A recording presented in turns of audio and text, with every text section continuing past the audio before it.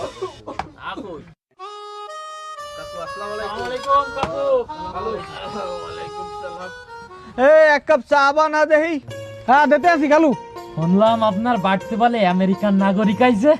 খালু আপনার কইলাম রাজকপাল। ওরে এই কপাল সবাই থাকে না।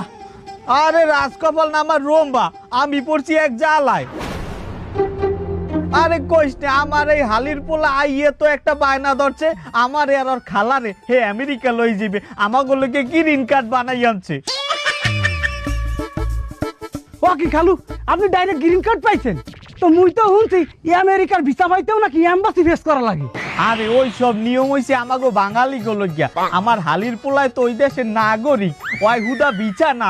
আমার লইকে আমেরিকার ওই যে বয়স্ক ভাতা আছে না, এই বয়স্ক ভাতার একটা কার্ডও করে আনছে।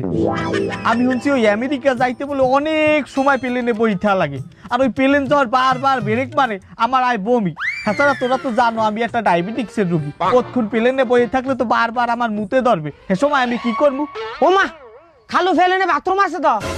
আরে মাওলা, আমি ছোট কালইতে প্লেন দেখলে যে প্লেনের তলে খাড়াইতাম, আর জীবনও খারাপ না। টুস করে যদি কিছু গায়ে পড়ে ও গেল ওই প্লেনে, ওই জিনিস তো প্লেনে সেভ করে রাখা যায়। কাউ কি কোন মেমোরিতে? ওই মেমোরি না, ওই সেফটি ট্যাঙ্কি আছে। আল্লাহ কি কি টেকনোলজি বাইর করছে। এরপরেও আমি বেটা যাইতে পারবো না, তোরা গেলে যা। ও খালু, আপনার হালির পোলায় আমেরিকা গনে কিছু আনে নাই? আর কোশ না বেটা, ওই আমেরিকায় যাওয়ার কালে দুই নিয়ে এক লাগেজের মধ্যে বসে আছে। হ্যাঁ তো বেশি বিপদে হালাইছে কেমনে জানো? ওই লাগেজে করে 150 আমেরিকার ভিসা লইয়েছে। আরে আমি কি করবো, আমি তো হেয়েই বিশ্রেই পাইতে আছি না। আমার তো কোনো রক্তের আত্মীয় স্বজন না যে হ্যাঁ করে দিয়ে দেবো। এখন আমি একটা চিন্তা করছি যে মরার আগে আমি কিছু ভালো মানুষের উপকার করতে চাই। এলাকার যত ভালো মানুষ আছে হ্যাঁ করে ধরে ধরে আমি আমেরিকার ভিসা দিয়ে পাঠাই দেবো আমেরিকা। ও খালু, আপনার শরীর না আগে সেই হোগাই গেছে, আর কি খালি চা খান। এই খালু রে কেক দে দেই, আর ওই বিলাট কফি বানা, বিলাট কফি। ও খালু একটা কথা বলবো? ক। আমারে মানুষ হিসাবে আপনার কেমন লাগে? তোরে মিথ্যে কথা কমু না, তোরে মানুষ হিসাবে আমার এককালে খারাপ লাগে না।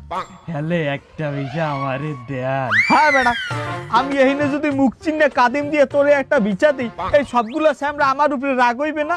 আর এক অভিশাপ আমার গায়ে লাগবে না? হন, ফ্রিতে কোনো জিনিস পাইলে হ্যাঁ মানুষে মূল্যায়ন করে না। আমি চিন্তা করছি যারা এই ভিসার জন্য মেহনত করবে, খরচ করবে, আমি হ্যাঁ করে এই ভিসা দেবো। এছাড়া আমার হালির পোয়া এই যে বিদেশ দিয়ে এত দূর ভিসাটা টাইনে আনছে, আর একটা খরচ আছে না, ওই যেটাইতে ভিসাটা খেয়েছে হ্যাঁ টাহা আছে না। আর প্লেনে যে কত টোল দেওয়া লাগে জানো?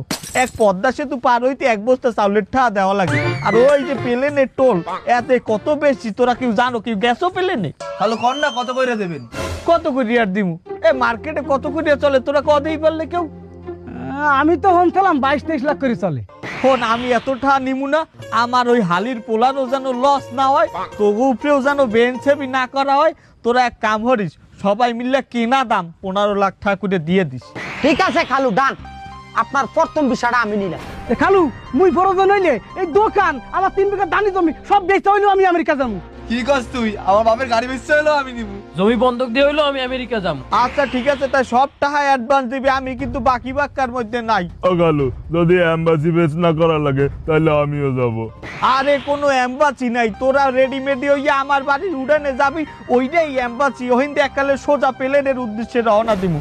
আর হন, তোরা যারা যারা আমেরিকা যাবি এ কথা ভুলেও কেউ প্রকাশ করবি শোন, বাবা আর নজর লাগে। আমেরিকা খুবই একটা সেনসিটিভ জিনিস। তোরা থাক, আমি যাই, আমার অনেক কাম আছে।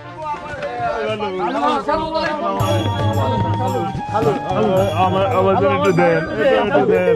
কালু কালু কালু